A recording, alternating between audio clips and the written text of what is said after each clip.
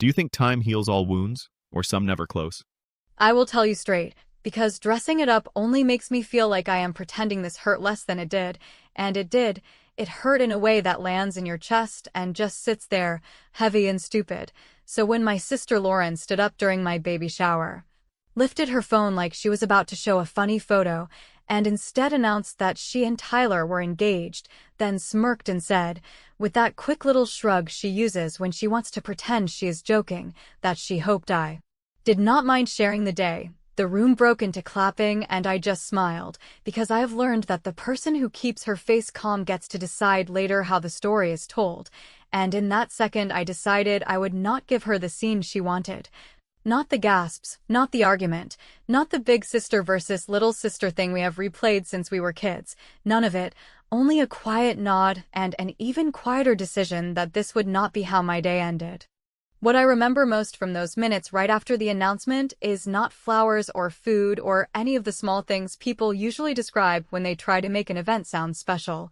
What I remember is the way people made a fast calculation in their heads and picked a side without meaning to. The way a couple of my aunts drifted toward Lauren and started asking for dates and ring photos and venues while still holding the little cards where they had written wishes for my baby, and the way my mom looked relieved, like a new announcement had given her something easier to talk about than my swollen ankles and the fact that I had asked for the shower to be small and focused on the baby because pregnancy has not been simple for me. Because I have been scared and hopeful at the same time for months, and I thought one afternoon could be about that and nothing else. Lauren leaned in while people were still clapping and whispered that she had been sitting on the news for a week and could not hold it anymore, that she figured it would make the day even happier, and she hopes I am not mad because we are family and family shares good news. And she said it with that cheerful tone that is really a dare, the tone that says go ahead, make a scene, prove you are the unreasonable one, and I nodded and said I was happy for her, because I am not stupid and I am not going to start a fight in front of my grandmother and a dozen coworkers who took time out of their weekend to celebrate my kid, and because I do not need to win out loud when I can win in ways that last longer than applause. If you want the history that sits under this moment, it is simple and it is boring and it is what a lot of families live with. The pattern where one person takes up too much air and everyone else adjusts their breathing without noticing. And by the time anyone complains it sounds petty, because each little thing on its own is small. The birthday toast that turned into a speech about someone else's promotion. The graduation dinner where a new haircut somehow became the headline. The way my parents deflected conflict by calling everything a misunderstanding, as if intention is the only measure that matters, and I am not saying my sister is a villain. I am saying she is used to being clapped for. And she has learned to step into the center without asking if anyone is already standing there. So I smiled, I cut cake, I opened gifts and read the notes and thanked everyone in a voice that was steady even when my stomach felt tight, and I did the thing women are told to do, which is make it easy for everyone, and while I did that I watched. Not in a paranoid way but in a practical way, I watched who took out their phones to text her, who asked for details, who asked me if I minded and then did not wait for the answer, and I kept saying it was fine, because I wanted people to relax and also because I know how to let silence work for me, and inside that silence I was taking stock, not of allies and enemies. I am not planning a war, but of habits. Of the people who follow the noise and the people who look at the person who is supposed to be honored and check her face for permission to move on. When it came time to say goodbye, I hugged Lauren first, told her again that I was happy for her, and while she was busy giving my mom her phone to take a photo of her ring in better light, I thanked the restaurant manager for taking such good care of us and asked, as casually as someone asking about leftovers, if he could email me the contact sheet they used to coordinate RSVPs with the host, and the final head count, and the notes about dietary restrictions in case I needed to send any follow. UPS, because a few gifts did not have cards and I did not want to miss a thank you, and he said yes of course, he would send whatever he had. And I smiled, because people assume that the woman who keeps her voice calm is just being polite. And sometimes that is true, and sometimes she is also making sure she has the right names in the right order.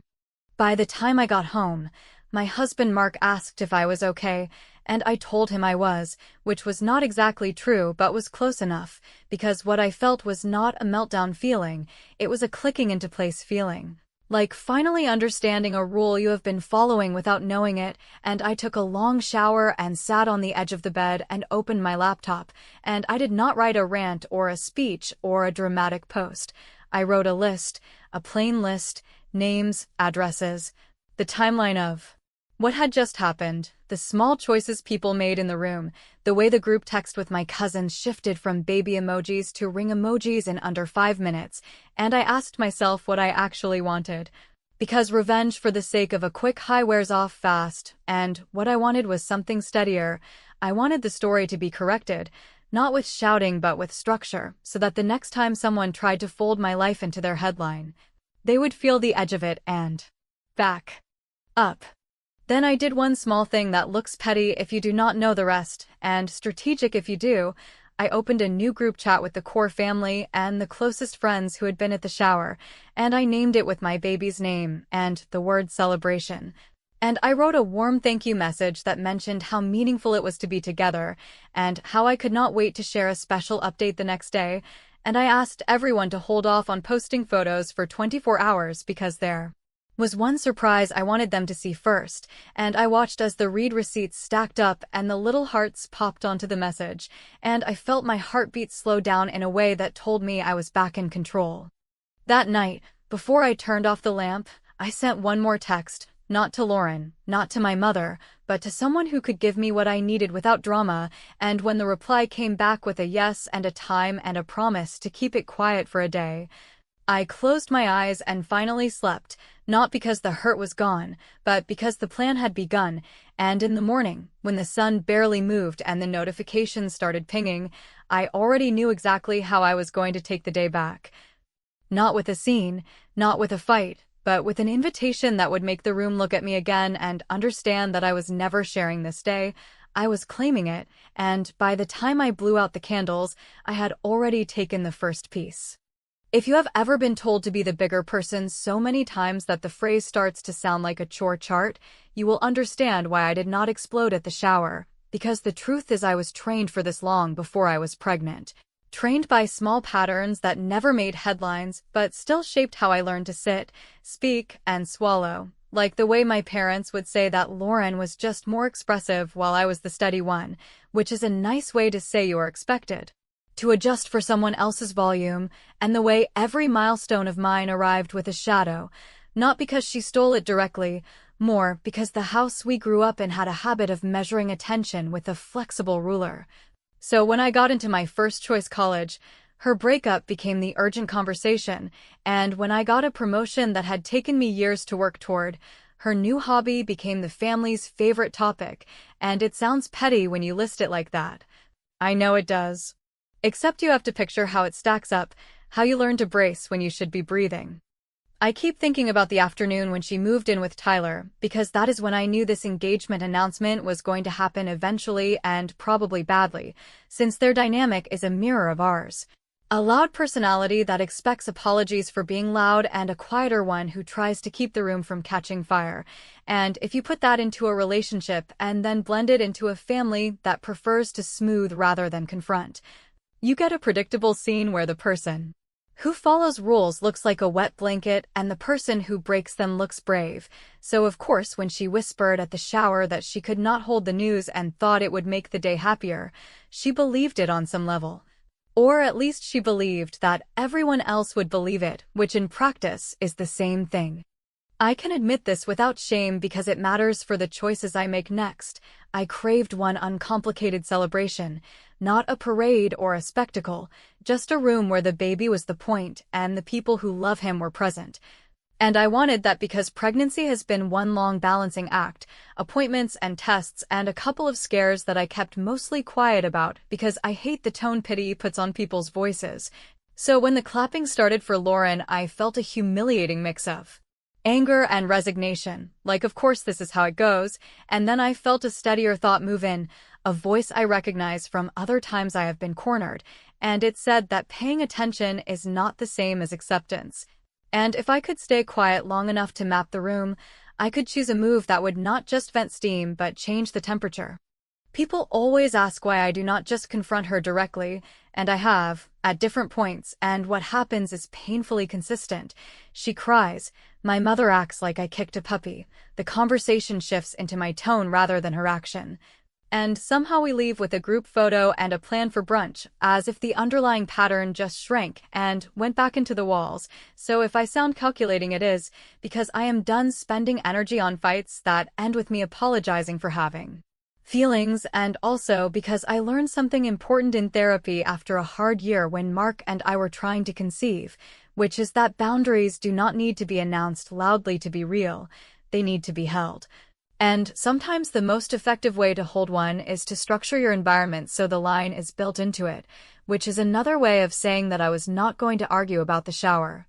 I was going to build a frame around it so that what belonged to me was unmistakable. I can tell you the exact sentence Lauren said in my ear while people were hugging her and asking to see the ring, because it is the kind of sentence that stays with you for years after the details of the day fade. She said that this was a great trial run for her engagement party because now she could see which of my friends were good at planning and which ones were just there for the cupcakes, and she smiled like we were co-conspirators instead of what we actually are, which is two women who learned opposite lessons from the same parents, and the second she said it I felt something solid click into place, not rage, not even grief, more like a steady yes, the feeling you get when your hand finds the right key on the first try. And that is when I decided that the next move would not be loud, it would be elegant, and it would teach her what a boundary feels like from the outside.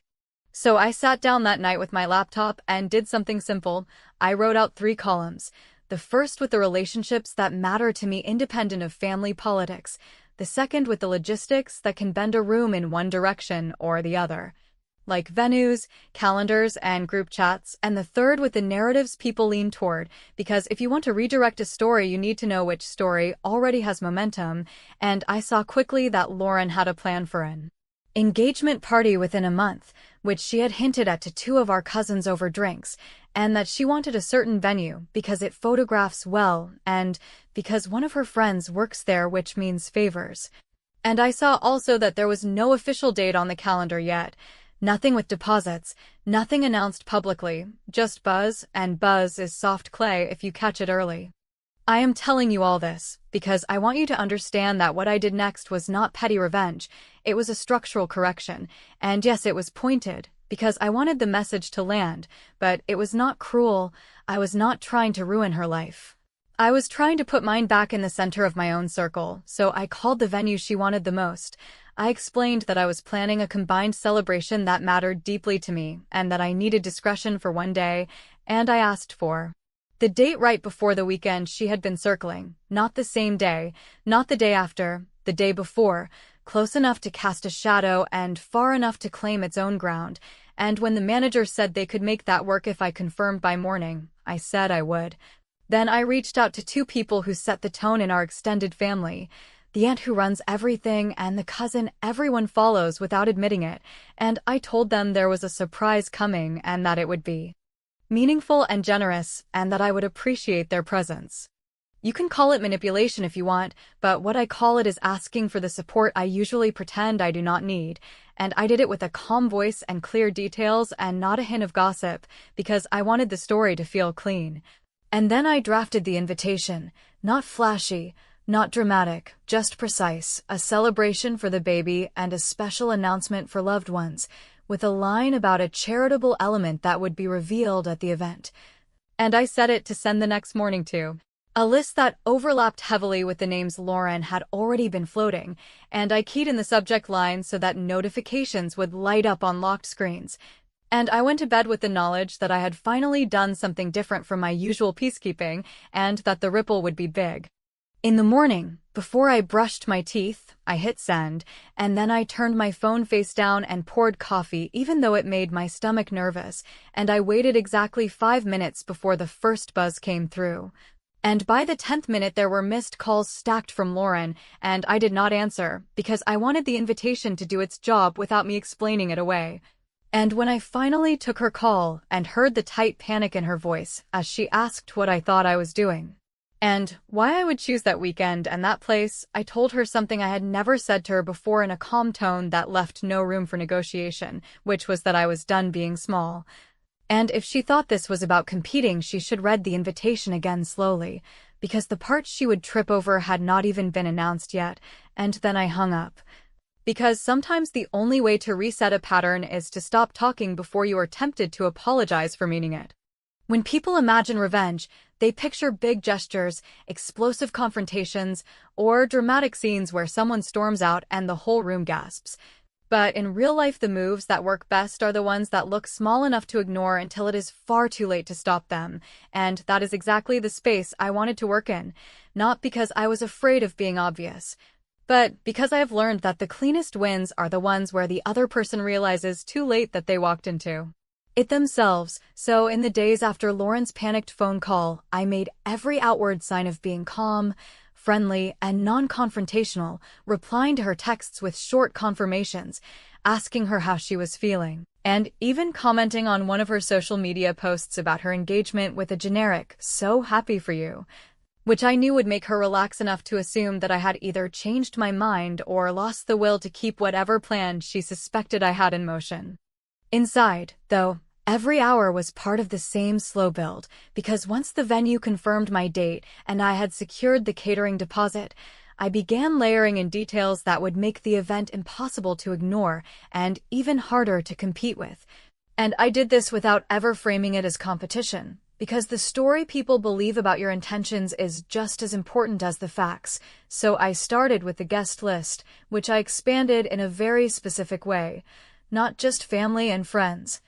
but the people who hold social sway, the ones whose attendance signals to everyone else what matters, like the colleague of my husband who runs a popular local podcast, the neighbor who volunteers at every community event,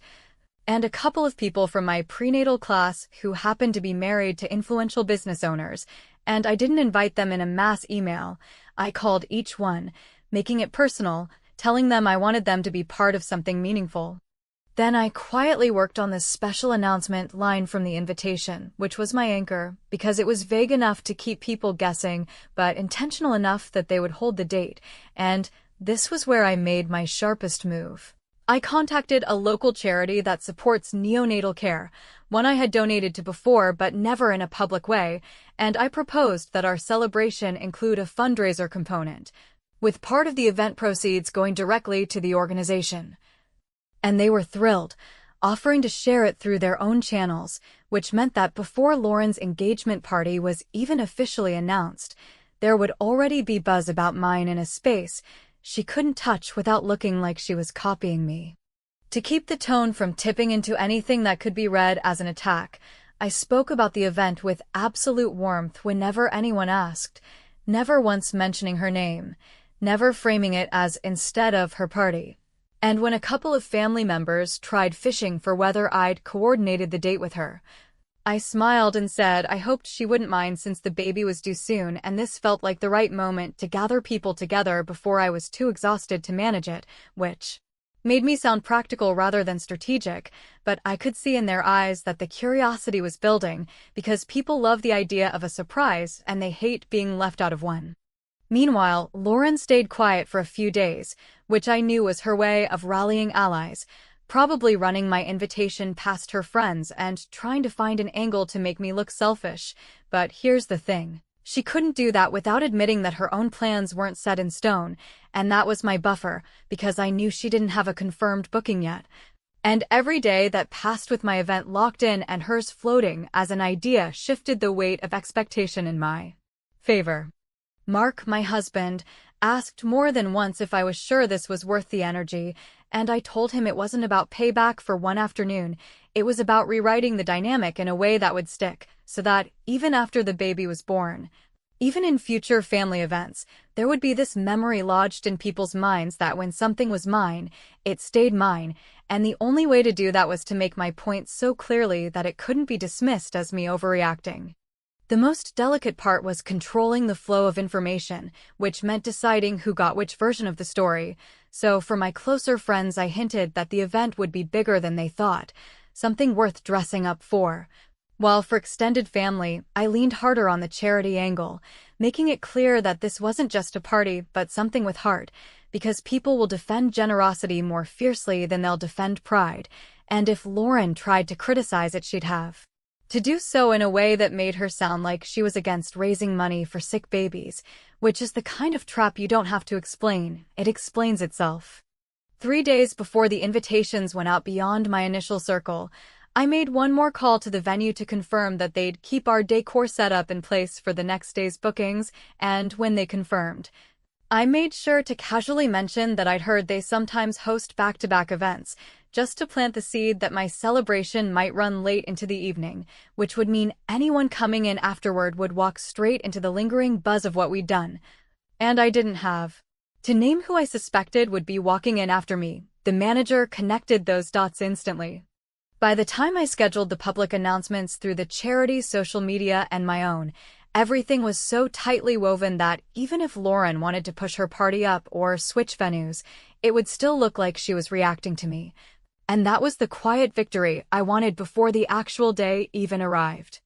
When the next morning came and the posts started rolling, I stayed off my phone for an hour, just long enough for the group texts to stack up, and when I finally opened them, I saw exactly what I'd expected: family members posting hearts and "will be there" under the charity's post, mutual friends tagging each other in comments about how amazing the idea was, and, buried in the middle of it all, a short, clipped text from Lauren that said, "Wow, you really couldn't help yourself, could you?" And I didn't reply, because the setup was already in motion, and at that point, all I needed to do was let it roll toward her on its own. If you want, I can now move straight into episode 4, where Lauren's panic really starts to break through and the audience finally gets close to finding out exactly what the invitation did to her plans, but not all at once. That's where the real suspense will sharpen. The thing about sending something out into the world that is both carefully planned and deliberately vague is that it starts working on people in ways you do not even have to control, because they will fill in the blanks themselves. And often they will do it in ways that serve your purpose better than you could have scripted, and that is exactly what happened once my event became more than just an email and inboxes and turned into a conversation moving through group texts, social media posts, and quiet side calls between the people who like to think they are in the know. I did not have to push the narrative, because the combination of baby celebration, special announcement, and charity fundraiser was enough to trigger every curiosity reflex people have, especially in a family and community that thrives on being first to share news. What surprised me most was how quickly the tone of the chatter shifted from polite interest to a kind of competitive urgency, as if attending my event became a marker of being in the right inner circle. Lauren must have seen this happening almost immediately, because less than an hour after the charity posted about it, she called again, and when I didn't answer, she followed it with a long voice message that started calm and ended with a sharpness in her tone I had not heard from her in years. She said she thought we had an unspoken agreement to keep our celebrations separate, that she couldn't believe I would drop something like this right when she was about to announce her engagement party, and that it was going to make her plans look smaller. I played the message twice, not because I needed to hear the words again, but because I wanted to catch the shift in her voice, the point where she stopped trying to sound like she was taking the moral high ground and let her real frustration slip through. That was the moment I knew she felt the ground tilting. What she didn't understand, or maybe couldn't admit, was that the timing wasn't just about my own event. It was about the space it occupied in people's minds. Once you give them something to anticipate, something with enough layers to keep them guessing, they start building it up in their own heads, and by the time they see the actual thing, their investment is already locked in. I had planted that seed, and now it was growing in every conversation she wasn't part of. She couldn't match it without looking like she was trying to match it, and that is a position she has never been comfortable in. She likes to be the one who sets the pace, not the one scrambling to keep up. Over the next 2 days, I noticed the subtle signs of her trying to regain control. A couple of mutual friends suddenly began asking me if I knew when she was announcing her engagement party, which told me she was feeling out the competition indirectly. A cousin posted a cryptic status about people who can't let others have their moment, which, given the timing, was clearly aimed at me. And there was a noticeable increase in the way Lauren was tagging Tyler in engagement-related posts, almost as if she was trying to create her own buzz before mine could drown it out entirely. But here's the thing, buzz without a clear date or concrete plan is just noise, and people will only pay attention to it for so long before they get distracted by the next solid thing. My event was that solid thing. I also started hearing from relatives I hadn't spoken to in months, people who had never been at the center of our family politics, suddenly eager to tell me they'd already RSVP'd or that they'd rearranged plans to make sure they could come. They didn't even know exactly what they were coming to, and that was part of the magic. The mystery made them prioritize it. That mystery also made Lauren nervous in a way I hadn't quite expected. The more she tried to find out the details, the more people told her they didn't want to ruin the surprise, or that she should just wait and see, which is exactly the dynamic I'd hoped for. Because nothing frustrates her more than being excluded from the center of the conversation.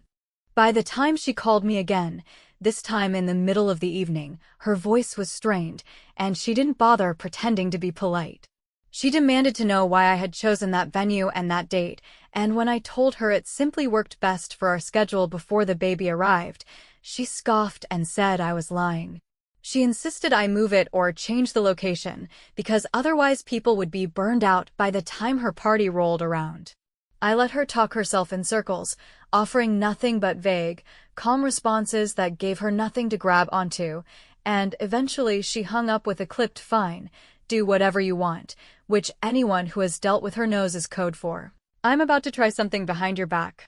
Sure enough, the next morning I heard through the grapevine that she'd tried to move her own date up, only to find the venue she wanted couldn't accommodate her because they were already booked by me. That piece of information spread faster than anything I could have engineered, and once it got out, the story shifted completely. Instead of me looking like I had stepped on her plans, it started to look like she had failed to secure her own, and the sympathy she might have earned from playing the victim just evaporated. Now, she wasn't the sister whose day got stolen. She was the one who got caught being unprepared.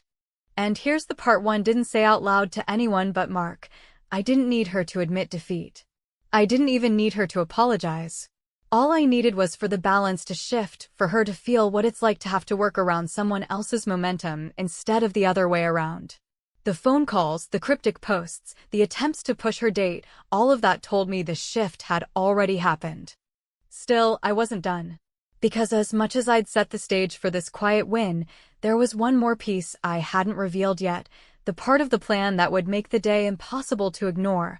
not just for her but for everyone watching. And when I thought about unveiling it, I could almost hear the silence that would follow, the silence that says the game is over before anyone even argues about who won. That was the moment I knew the real reveal had to wait until the event itself, because the less time she had to react, the cleaner the finish would be. So I kept smiling in our group chats, kept telling people I was so excited to see everyone, and kept answering her rare, tense texts with cheerful non-answers. I knew she was stewing, I knew she was trying to guess, and I knew that the real blow hadn't even landed yet. And the best part was that she had no idea the final move was something she couldn't undo, couldn't compete with, and couldn't spin in her favor, because by the time she understood it, the applause wouldn't be for her anymore, and this time, it wouldn't stop halfway through to turn in her direction. The morning of the event felt oddly quiet in my head, not because I was calm in some cinematic way, but because the work was done and all that was left was to let the pieces land where they were always going to land. So when I walked into the venue with Mark and saw the staff moving through their checklist and the charity coordinator waving to me with that grateful look people wear when they know a good thing is about to happen, I realized the most powerful part of this whole plan was not the surprise or the timing or even the venue. It was that, for once, I had built something that could stand on its own without me defending it, which meant that when the questions came, and they always do, the answers did not have to come from my mouth. They would come from the room itself.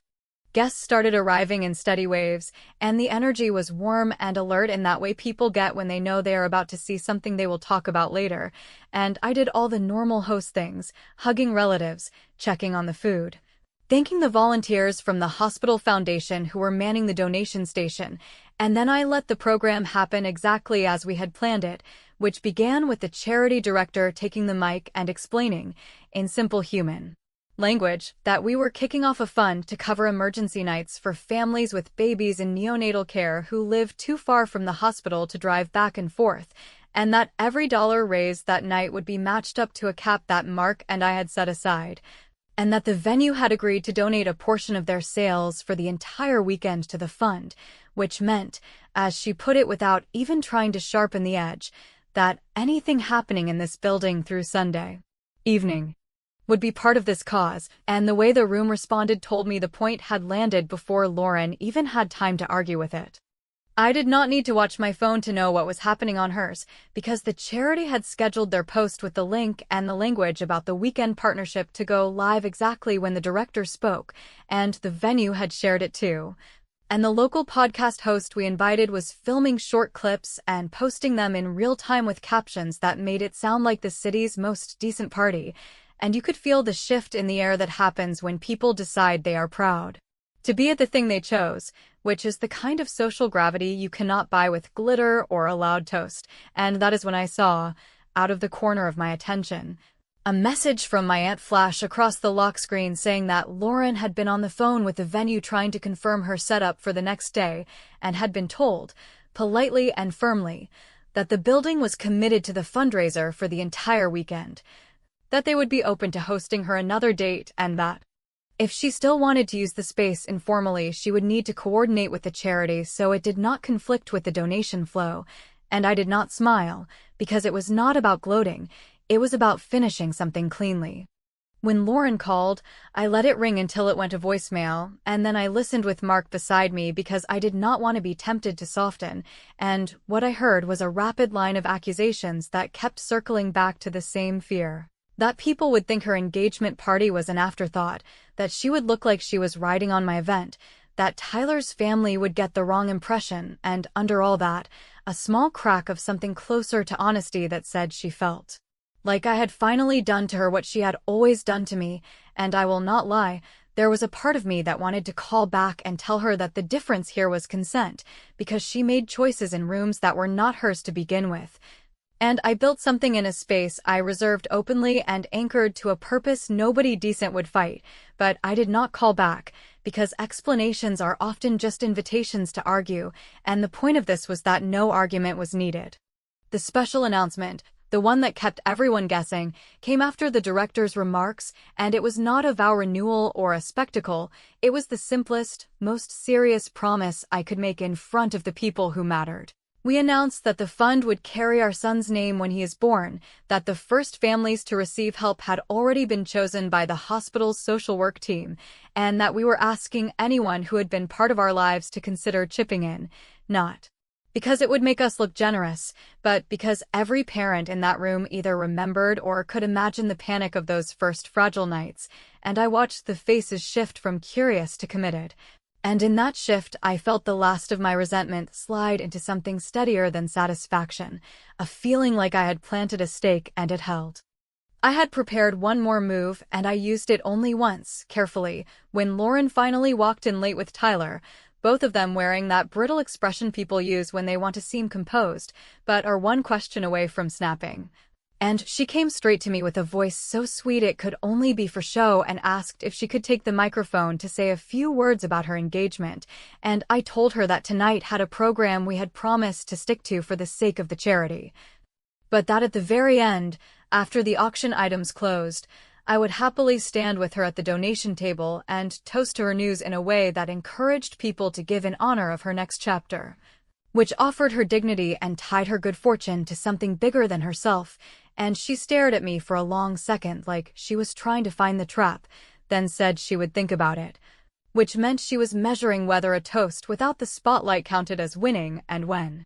she did not circle back, I let it go, because I had no interest in dragging her across a finish line that she did not want to cross. By the time the evening closed, the numbers on the donation board were higher than the goal the director had hoped for. The podcast clips had racked up more attention than I expected. And the venue manager shook my hand and said something plain that I will remember longer than the applause. He said that this was the kind of event that makes a calendar proud, and that we had set a tone for the weekend that would be hard to follow in the best possible way, and I knew, standing there with my feet aching and my heart finally quiet, that the story had been corrected in the only way that ever sticks, by making a new center of gravity and letting everything else adjust to it.